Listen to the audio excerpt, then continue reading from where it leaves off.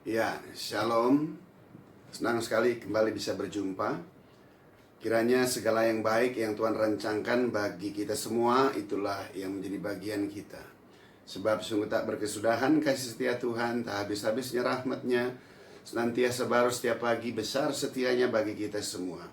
Dan hari ini adalah hari yang Tuhan jadikan bagi kita. Oleh sebab itu, marilah kita bersukacita dan bersorak-sorai. Sebab segala yang baik, rancangan rencana Tuhan yang luar biasa, itulah yang menjadi bagian dalam setiap hidup kita.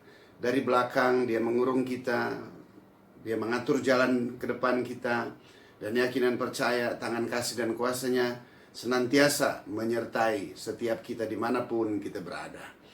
Nah, untuk itu mari kita kembali mempelajari bagian daripada kebenaran firman Tuhan. Namun sebelum itu mari kita berdoa. Bapa di surga, dalam nama Yesus bersyukur, terima kasih untuk kasih-Mu yang tidak pernah berkesudahan dalam hidup kami. Tuhan, kami berdoa biarlah kiranya Tuhan berbicara bagi kami pada kali ini. Untuk itu berfirmanlah bagi kami, sebab setiap hati kami senantiasa lapar dan haus akan kebenaran firman-Mu. Biarlah kiranya firman Tuhan yang Tuhan sampaikan kepada kami itu boleh memberkati kami semua. Tutup bungkus kami semua dengan kuasa darah Yesus. Malaikat Tuhan senantiasa berkemah diutus Tuhan untuk mengawal setiap kami. Dan tembok api kemuliaan Tuhan memagari kami, dan Tuhan sendirilah yang menjadi kemuliaan dalam setiap kehidupan kami, bahkan dimanapun kami berada. Terima kasih Bapa di surga, dalam nama Yesus kami berucap syukur. Haleluya. Amin. Ya, mari kita mempelajari firman Tuhan terambil dari Mazmur 107. Berbicara tentang kelepasan, kebebasan, pertolongan Tuhan, kesembuhan, bahkan perkara-perkara yang ajaib yang telah Tuhan kerjakan dan masih Tuhan kerjakan bagi setiap kita semua yang mau datang dan berharap kepada Dia. Percaya di dalam Tuhan pasti ada kelepasan, pasti ada kemerdekaan, pasti ada keselamatan, sehingga yang paling penting yang Tuhan kehendaki dalam hidup kita, kita bisa melihat karyanya, dan di dalamnya kita bisa menaikkan ucapan rasa syukur yang mendalam kepada Tuhan, yang merupakan manifestasi pengakuan kita atas keberadaan Dia, Yesus Kristus Tuhan. Mari kita lihat sama-sama Mazmur 107. Ya, kita mulai dari yang pertama, mulai dari ayat 4. Di situ dikatakan ada orang-orang yang mengembara dari padang belantara, jalan ke kota tempat kediaman orang tidak mereka temukan. Mereka lapar dan haus, jiwa mereka lemah lesu di dalam diri mereka. Ada orang-orang yang tidak mempunyai tujuan. Ada orang-orang yang hidupnya tidak mempunyai arah. Dan selebihnya apa yang terjadi? Maka di situ dikatakan mereka lapar dan haus, miskin. Jiwa mereka lemah dan lesu di dalam diri mereka. Mereka hidup dalam kesendirian. Hidup dalam padang gurun, dalam perjalanan. Sehingga tidak bisa berjumpa dengan orang-orang yang lain. Sekalipun orang banyak, kadang-kadang kan orang merasa hidupnya tersendiri, dalam keberadaan sendiri. Hal itu sungguh sangat amat memprihatinkan buat setiap orang-orang yang menghadapi hal yang sedemikian rupa. Yang kedua, di situ dikatakan juga ada orang-orang yang duduk dalam gelap dan kelam. Hidupnya penuh dengan kegelapan, terkurung dalam sengsara dan besi. Ya, terbelenggu, terikat, terpenjara, diikat dengan besi yang sulit untuk bisa dilepaskan, yang gak akan pernah mungkin bisa dilepaskan dengan dirinya sendiri. Mereka memerlukan pertolongan, tapi mereka gak sadar mereka harus minta tolong kepada siapa. Terus di situ dikatakan apa penyebabnya? Karena mereka memberontak terhadap perintah-perintah Allah dan menista yang maha tinggi. Karena mereka mempunyai sifat yang memberontak. Selebihnya lagi menista nasihat-nasihat yang maha tinggi. Ndablek, nggak mau dinasihati. Kenapa? Karena ikatan. Kenapa? Karena belenggu itu. Sehingga nasihat seringkali berulang kali disampaikan, tapi mereka cuma dengar. Ngerti enggak? Sering saya kasih dan dikasih. Sesungguhnya mereka terikat, terkurung dalam sengsara dan besi yang begitu mengikat mereka. Hanya penyebabnya nggak ada lagi lain, karena mereka memberontak terhadap nasihat-nasihat Allah itu sendiri. Seringkali Tuhan berbicara kepada setiap kita melalui manusia-manusia yang Tuhan percayakan untuk menyampaikan anugerah dan kasih Tuhan, meminta agar kamu bertobat, meninggalkan perbuatan-perbuatan yang jahat. Seringkali, ya berulang kali nasihat yang disampaikan, berulang kali firman disampaikan, berulang kali mendengar nasihat, berulang kali mendengarkan firman, tapi tetap nggak bisa berbalik kepada Tuhan. Ini hal-hal yang seperti ini nih yang menjadi kesedihan bagi setiap kita orang-orang yang melayani pekerjaan Tuhan. Udah keadaannya susah, terbelenggu, bahkan di penjara. Sampai di penjara kita juga datang mengunjungi. Kadang-kadang waktu di penjara dengar. Tapi setelah keluar, waduh, saudara saya motivasinya berbeda lagi. Hal-hal ini nih, sehingga apa yang terjadi dalam hidup mereka? Maka ditundukkannya hati mereka ke dalam kesusahan. Mereka tergelincir dan tidak ada yang menolong mereka dalam ayat 12. Lihat, ditundukkannya hatinya dengan kesusahan. Kadang-kadang Tuhan gak punya cara lain.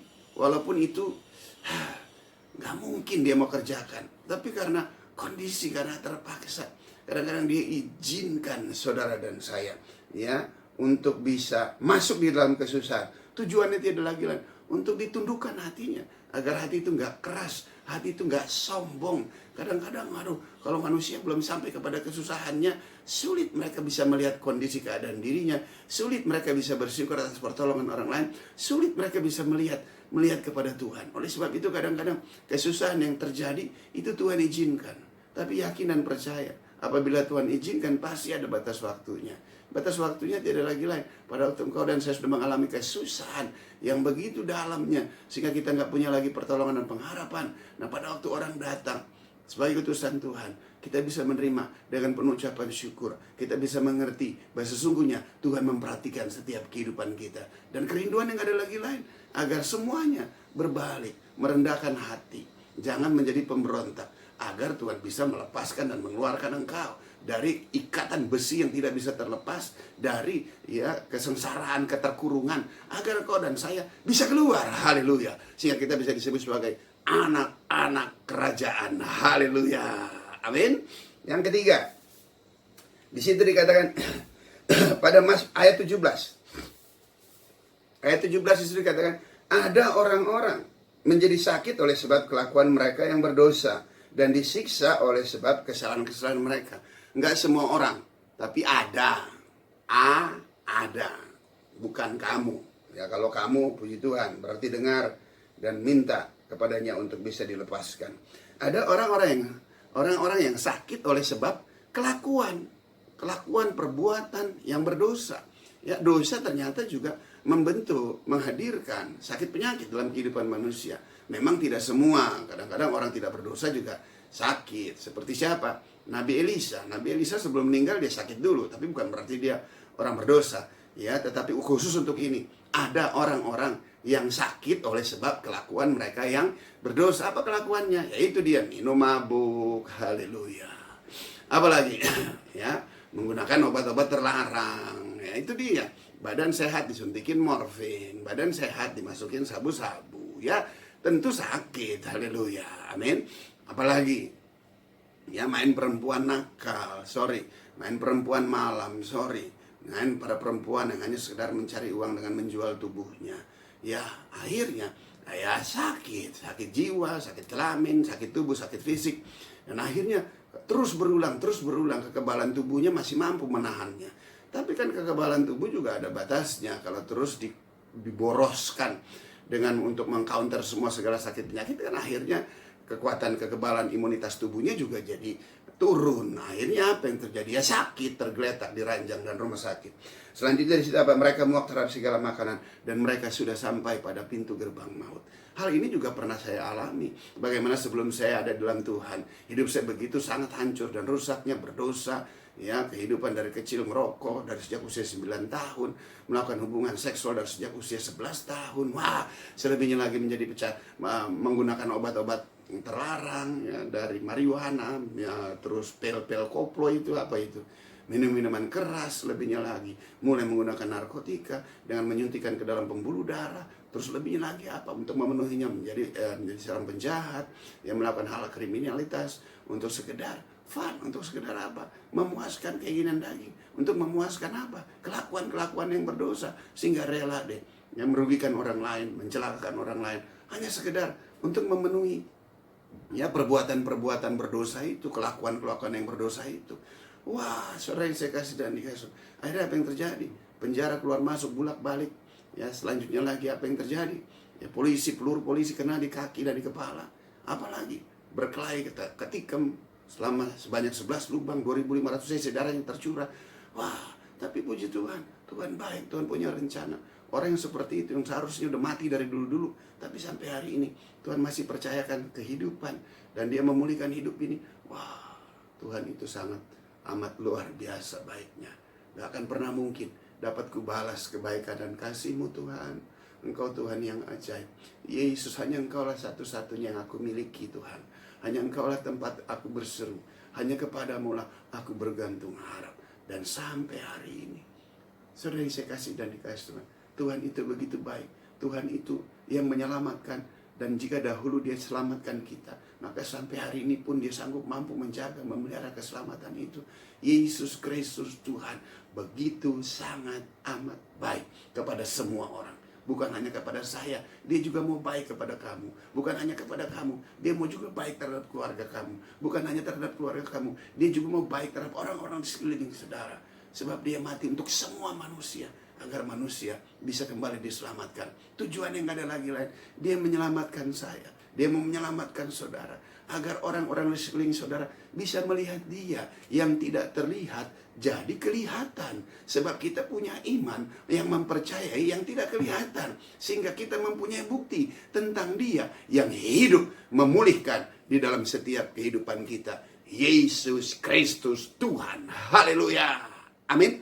Sebab di bawah kolong langit ini tiada nama lain yang dapat diberikan kepada manusia yang hanya oleh karena nama itu manusia dapat diselamatkan, yaitu Yesus Kristus Tuhan. Dia juga berkata, akulah jalan, kebenaran, dan hidup. Tidak ada seorang pun yang dapat datang kepada Bapa tanpa melalui aku. Yesus Kristus Tuhan. Yesuslah yang menjadi pengantara satu-satunya antara Allah dengan manusia. Sehingga hanya di dalam dia kita sampai kepada Tuhan. Hanya di dalam dia Tuhan bisa menjumpai setiap kita, pribadi lepas pribadi. Dan siapa yang berseru kepada nama Yesus dengan segenap hatinya, maka pasti akan mengalami perjumpaan secara pribadi dengan Tuhan. Nah, perjumpaan itulah yang merubah setiap hidup kita. Yang lama sudah berlalu, terikat besi, keterikatan, kesengsaraan, terkurung, terikat dalam besi, dilepaskan. Jiwa yang lapar dan haus dilepaskan. Haleluya. Sekarang kembali dikenyangkan, dipuaskan dengan firman, berkat kehadirannya di dalam setiap kehidupan kita, secara khusus saya secara pribadi. Haleluya. Selanjutnya saudara yang saya kasih dan dikasih, pada waktu saya ketergantungan narkoba sudah nggak ada satupun yang bisa menyembuhkan, maka saya cari pertolongan tenaga ahli. Pada waktu saya cari dokter, saudara, saya nggak anti dengan dokter, karena dokter juga bisa pakai, Tuhan bisa pakai. Tapi untuk kasus saya, Tuhan nggak pakai dokter, Tuhan pakai dirinya sendiri. Maka saya cari dokter, apa yang terjadi? Semua usaha upaya medis diberikan, nggak sanggup mampu memberikan pertolongan kepada saya. Di situ saya mengerti bahwa nggak ada usaha dan upaya lagi manusia yang bisa dikerjakan. Sedangkan saya, Alkitab berkata, ya, di situ dikatakan, ya, mereka sudah sampai pada pintu gerbang maut. Saya sudah sampai pada pintu gerbang maut. Berulang kali maut hampir meraih hidup saya. 17 tahun karena keteledoran saya. Polisi tembak di kepala, masih belum mati. Berantem ketusuk 11 lubang, nggak mati juga. Overdosis berulang kali, nggak mati juga. Saudara, sampai akhirnya saya sadari bahwa saya akan mati. Usaha dan pada waktu saya sadar saya akan mati, usaha dan upaya manusia, saya coba berusaha menolong diri saya, gak bisa menolong. Nah, di tengah kondisi keadaan seperti itu, saya sudah sampai pada pintu gerbang maut 25 tahun yang lalu. Nah, kondisinya sudah sampai seperti itu. Saya nggak tahu bagaimana kondisi saudara hari-hari ini. Maut sih senantiasa mengintai kita. Ya, kapanpun kita bisa mati. Tapi jika Tuhan belum izinkan, maka itu tidak mungkin bisa terjadi. Nah, apa yang Tuhan inginkan dalam hidup kita? Ini yang menjadi penting bagi kita.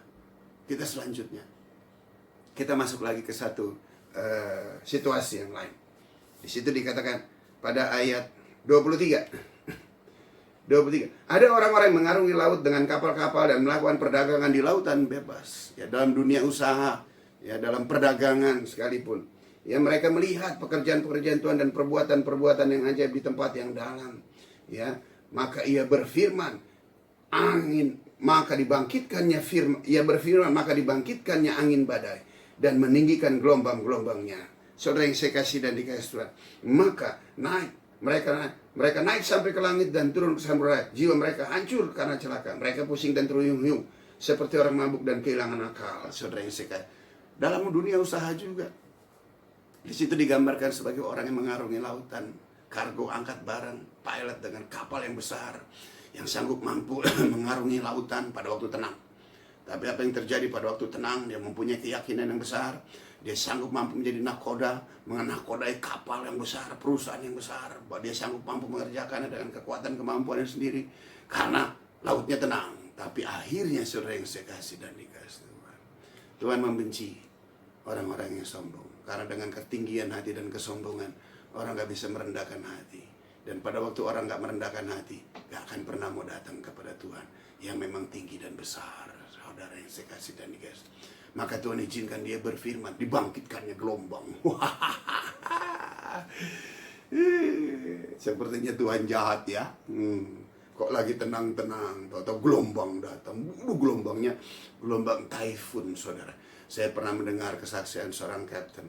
Dia cerita kepada saya dan saya referensikan ayat ini. Dia kaget, saudara. Wah, ternyata saya bisa mengatasi taifun itu bukan karena kekuatan saya, bukan karena kepandaian saya, bukan karena sekolah saya sebagai cap yang menakodai kapal yang besar, membawa kargo yang begitu banyaknya. Itu gelombang bisa bawa dia sampai ke atas dan turun sampai ke dasar laut. Dia bisa tekan lagi, naik lagi, turun lagi, naik lagi, turun lagi, sampai akhirnya dia nggak bisa lakukan apa-apa. Dan di tengah situasi kondisi itu, puji Tuhan, waktu sekolah minggu dia dengar bahwa Yesus Tuhan. Maka dia berkata dan dia berdoa kepada Tuhan, mohon belas kasihan dan anugerah Tuhan. Dan apa yang terjadi? Terjadi satu perubahan di hatinya. Maka apa yang terjadi? Tuhan meneduhkan gelombang itu. Dia nggak hardik gelombang itu, tapi dia coba atasi, dan dia sudah nggak mampu. Dan akhirnya dia lepas kemudinya, dan dia sujud, dan dia berdoa, minta belas kasihan, anugerah, pengampunan, keselamatan, serta pertolongan dari Tuhan. Dan luar biasa, saudara yang saya kasih dan dikasih. Kapal yang tadinya turun sampai ke dasar, naik sampai setinggi langit, saudara. Muntah, udah berapa kali muntah katanya, saudara. Dan akhirnya apa yang terjadi? Dan pada waktu dia naik, tiba-tiba badai teduh, sempat dikagetkan juga dia. Dan akhirnya apa yang terjadi? Setelah terjadi pertobatan bagi nahkoda yang membawa barang begitu banyak untuk memenuhi dunia usaha dan perdagangan. Dan akhirnya teduh, dan akhirnya dibawanya dengan segala keberadaannya. Secara logika, kapal udah gak sanggup mampu untuk membawa kepada ke pelabuhan. Tapi Tuhan menuntunnya sehingga kapal itu masuk ke dalam pelabuhan. Dan saudara yang saya kasih dan dikasih Tuhan, Tuhan tidak bertentangan dengan kekuatan kemampuan saudara.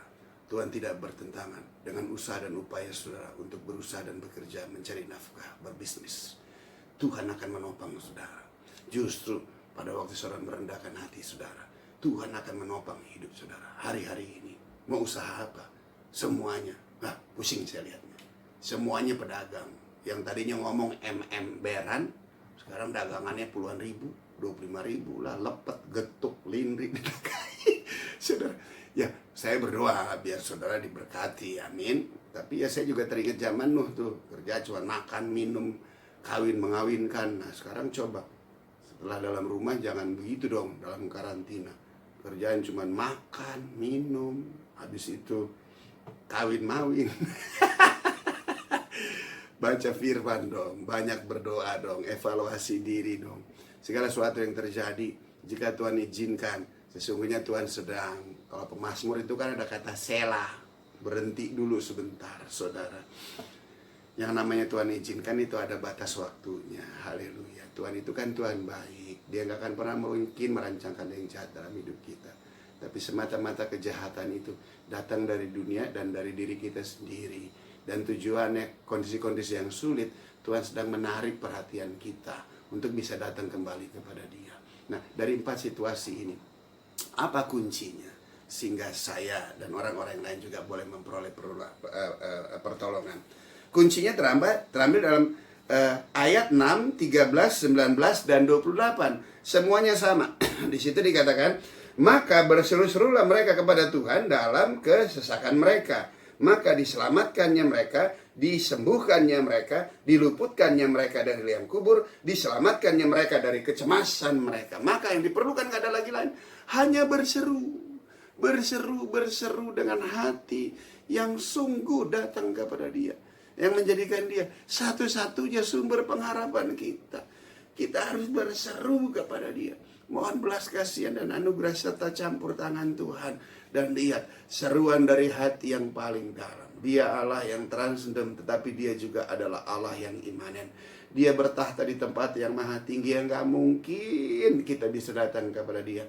Tapi Dia juga mau hadir kepada orang yang sungguh hati berseru kepada Dia dengan iman, percaya kepada Dia melalui Yesus Kristus Tuhan. Sebab disampaikannya firman-Nya dan disembuhkannya mereka, diluputkannya mereka dari kebinasaan, dari kematian di dalam Yesus Kristus Tuhan. Haleluya. Hanya di dalam Yesus. Pada waktu saya juga berseru 25 tahun yang lalu, berseru mohon belas kasihan dan pengampunannya kepada Dia, maka apa yang terjadi? Yesuslah yang diberikan oleh Bapa kepada saya untuk menjadi pengantara, sehingga saya boleh memperoleh anugerah kasih karunia serta diselamatkan. Dan hari ini sebagaimana saya ada dari sampah, dan sekarang akibat pertolongan Tuhan boleh menjadi anak kerajaan Allah. Salah satunya anak-anak kerajaan Allah disebut sebagai imamat-imamatnya yang rajani, umat yang kudus, milik kepunyaan Allah itu sendiri, yang dibentuk ulang, dijadikan untuk melakukan pekerjaan-pekerjaan yang baik. Pekerjaan yang baik apa yang Tuhan inginkan, gak ada lagi lain. Percaya pertama hanya kepada Yesus Kristus Tuhan. Dialah yang menjadi pengantara antara Allah dengan saya. Dan pada waktu kita percaya kepada Yesus, dari keselamatan, dari kematian yang begitu ngeri saja Dia selamatkan, maka saya yakin dan percaya Matius 6:33, carilah dahulu kerajaan Allah dan hidupkanlah prinsip-prinsip kebenarannya, maka semua yang sudah ada padamu pasti akan ditambahkannya. Dan penambahan itu tiada lagi lain untuk kita kembali boleh menjadi berkat bagi banyak orang, sehingga di dalam hidup kita senantiasa mempermuliakan Yesus Tuhan. Dan selanjutnya orang bisa melihat tanda bahwa di dalam kita ada Tuhan yang ajaib dan luar biasa. Tuhan Yesus memberkati. Haleluya. Amin. Mari kita berdoa. Bapa di surga, dalam nama Yesus aku berdoa, biarlah kiranya sejauh mana firman ini boleh disampaikan, sejauh mana tayangan ini boleh disaksikan oleh para pemirsa, Tuhan memberkati mereka, pribadi lepas pribadi, di dalam nama Yesus. Buat semua kekasih Tuhan yang ikut ambil bagian dalam menyaksikan acara ini, kiranya Anda boleh berdiri, Anda boleh angkat kedua tangan Anda, rendahkanlah hatimu, rendahkanlah hatimu.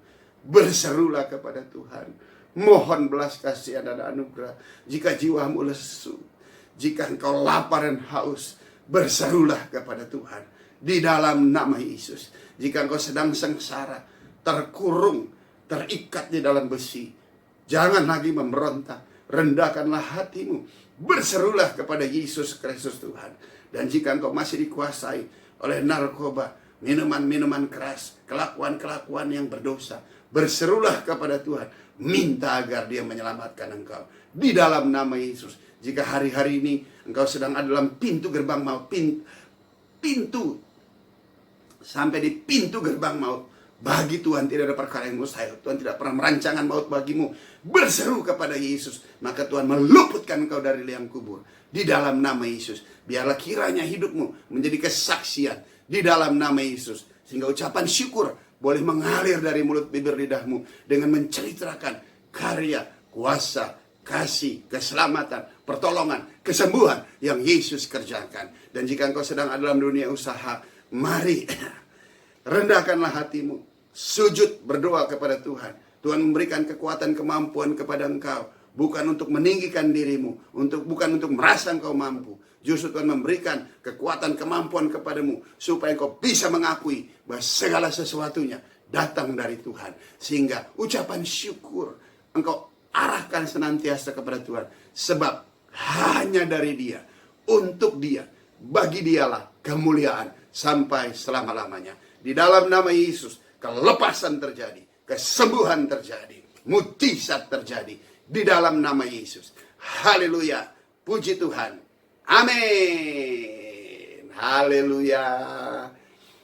Ya, Tuhan Yesus memberkati. Tetap semangat. Jalanilah setiap hari ini, setiap hari dengan hal-hal yang benar, hal-hal yang baik yang dari Tuhan. Ya, saya percaya, yakin dan percaya semua kebaikan yang keluar dari kebenaran pasti akan memberkati. Di dalam nama Yesus, Tuhan Yesus senantiasa memberkati kita semua. Haleluya. Shalom.